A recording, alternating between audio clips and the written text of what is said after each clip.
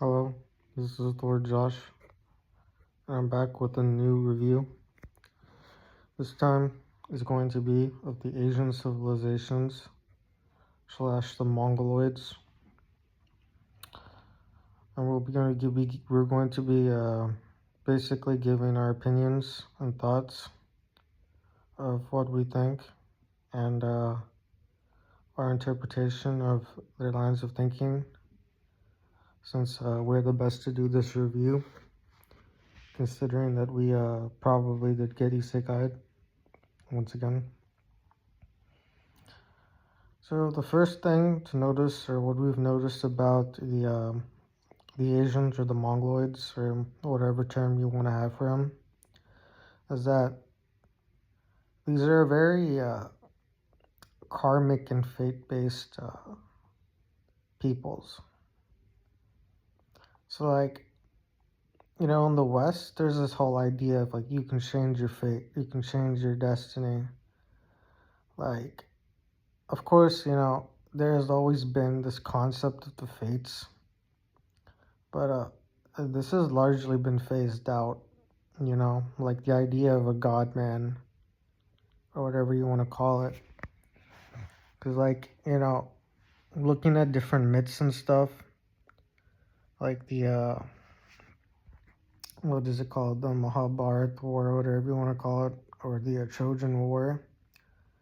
All the actors, or the characters, are essentially gods. Like, they have impressive and unbelievable abilities, which would basically grant them god status. Like in any myth or whatever, like they would be considered gods. But the general consensus is like, no, they're not gods, they're like superhumans, right? Or superheroes or whatever. Which is, it's like when you understand like what happened, the thinkers back then, or the sages or the wise ones, we're basically trying to phase out, the whole gods can become or come here and stuff like that. But anyway, going back to this idea of fate and destiny, it seems that the Easterners especially understand this concept of like, oh, it's our fate, or you were in the wrong time at the wrong moment, or you're in the right time at the right moment type of deal.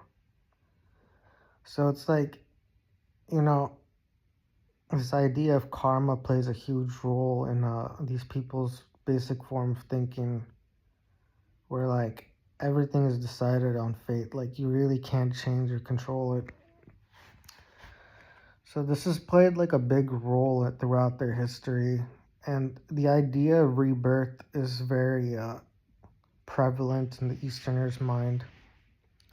So with these two things in consideration, the value of human life is less than, or I would say like equal. Everything's equal, right? It's what we've been reading this book called Reverend Insanity, and there was an interesting passage where the Buddha basically sees everything as equal. It's like a human is equal to like an animal. So it's like taking a life of a human is no better or lesser than taking the life of an animal. And I think this is basically how their line of thinking is. Now, of course, right, on a personal level, many would disagree, and that's fine. But like on a collective level, I don't think this is very true.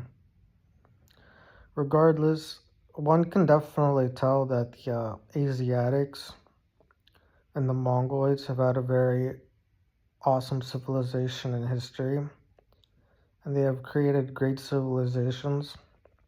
China being very powerful and having a very rich history. And you can definitely see that how advanced and culturally sophisticated the Asians are. We would say like that they are definitely up there in terms of sophistication and thinking. And overall, we would argue that the Asians or the Mongoloids have definitely done a very impressive job regarding magical thinking and their own forms of spirituality when it comes to these types of deals. What we've noticed is they have a very good grasp of trying to control reality and manifest things into existence, which is why when you look at their art, especially these days, you'll notice that a lot of the features that you find in anime are very Yakubian in nature. You know, you'll see all the usual hair colors like red or gold or whatever in the different eye colors, which leads one to believe that perhaps in a past cycle or many eons ago, they actually did have these features, which is why we honestly believe or think that there was an initial migration eastward and then there was a new migration westward. Uh, and over time, the people who stayed east basically developed a lot of the mongoloid features, and the black hair and black eyes basically became dominant. But this is just how we understand and know of things. As we know, like mostly Turkic people who are more Western Asiatics or Western Mongoloids do have features that are very Yakubian. And we do know that for a large part of history, a lot of the Turkic peoples did rule these areas. So we understand that perhaps this left or more created quite an impression that lasted quite a long time on the psyche. But we don't think this is entirely the case. And we do believe that albinoids and Yakubians have been there for a very long time. And of course, genetic evidence perhaps will not be able to find these types of markers for these traits or these features, but there seems to be an odd fascination amongst it. But regardless, as a being that has probably the most potent ability to alter and warp reality, we were quite influenced by anime and decided to make it into a reality, which in a past era or a past, we would have probably been able to do more science experiments to confirm this and see how everything goes about. But regardless, it does seem that currently within the Asian psyche there is a wish to manifest reality and create these mutations suddenly, which if these mutations do arrive, as it did with the albinoids and the Yakubians, this would cause a great deal of controversy and issues within Asian societies. I would argue probably half of the Asians would want to continue these science experiments and bring about a new Asian race or a form of the coming race, while half would not. As in with our case, you know, we would argue or we think that half people want to continue our science experiments, but the other half are resisting and most definitely do not, out of fear, obviously. But regardless, knowing what we are, the Asiatics have basically tried to make us chimeras into ants, which has definitely made us quite mad, in all honesty, because they believe that, crushing an ant is so easy, right? But little did they know what we had in store and what we were planning. And much fun has definitely come about this, you know. I think in our campaign we have definitely did quite the number and did a great deal of damage, you know. Because as they say, right, it's like they keep trying to turn us into ants or bugs, but, you know, it's like, if karma exists, this is definitely karma. But regardless, it honestly is not that big of a deal. Uh, there has been a great deal of coping and slop that has been going on regarding the Asiatics and their deep down in their psyche or their subconscious, they knew they screwed up. Uh, so they're trying to basically, you know, make up for what they did or try to hold the ground.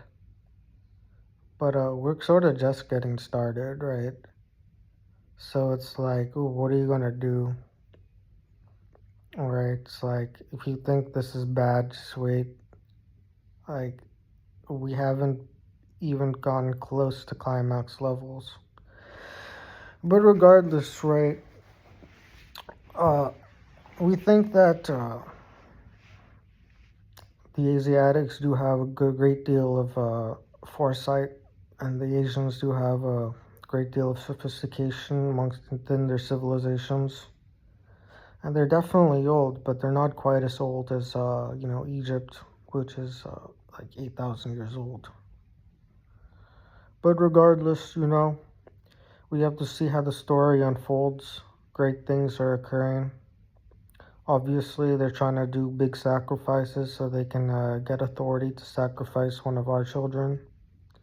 But, with the whole deal of sacrification, it's gonna take 66 billion of them to take out one child of ours. Uh, which, to us, right, it's like we can just destroy half the entire Earth's population and not care. So, what's the deal with mortals, right? Which is why we quite like Reverend Insanity, because, the goo masters are basically like gods, and the people are mortals. And a great part of the story that I really liked is when the divine investigator and his daughter appeared. And his daughter was very naive. Like, she was thinking like, oh, everyone is equal, right? The mortals or the people are equal to the goo masters, which just isn't the case.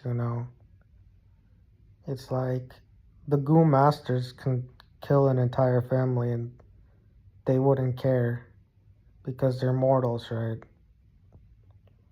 But that's just how it is. It's like goo masters are goo masters or like gods and mortals are mortals. Um yeah, so for basically calling us ants, we decided to send them to jail for 60 billion years. So yeah, that's basically what occurred. And there was a great bet going on that if we didn't improve our powerful alchemy abilities or reality warping powers, we would be killed. And they had lost a bet. So now it's all a bunch of, coping and slop warfare going on. But it kind of crushed them, I'm not gonna lie. But regardless, we look forward to seeing which chimeras that the Asiatics or the mongoloids can produce. As you know, the more heads, the better. And this is definitely coming out to be very interesting. We do want to see a final battle of good and evil, and we want to see chimeras of the most evil or most demonized people, we should say, be created, and we want to see chimeras of the least demonized people be created, as this is the only true way of determining the final battle of good and evil. As the overlord, right, we're kind of beyond the concept of good and evil, because the difference between good and evil is simply if you have an adversary or not. Our adversary is evil compared to us being good, but on the other hand, the adversary sees us as evil, right? But anyway, we give the Mongoloid slash Asian civilizations a 3.9 out of 5. Uh, of course, we don't really think any civilization can be a perfect 5 out of 5. So it's just point 0.1 below the Yakubians, who have a 4 out of 5, in our opinion, of course. Anyway, until next time, hopefully we can get some Pokemon cards and do some unboxings and get some awesome hits.